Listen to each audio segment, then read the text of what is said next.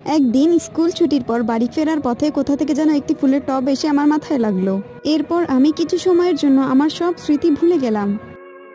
হাসপাতালের বেডে আমার পাশে অনেক মানুষ জড়ো হয়েছিল। মিনি, তুমি কি আমাকে চিনতে পারছো? আমি তোমার নানুমণি।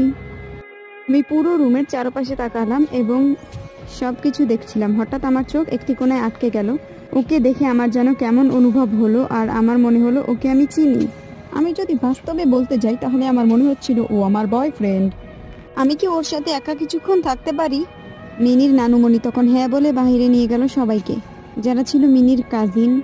আর ওরা সবাই আস্তে আস্তে বের হয়ে গেল। রুমে শুধু ওরা দুইজনই রয়ে গেল। এবার বলো, কি করছো তুমি?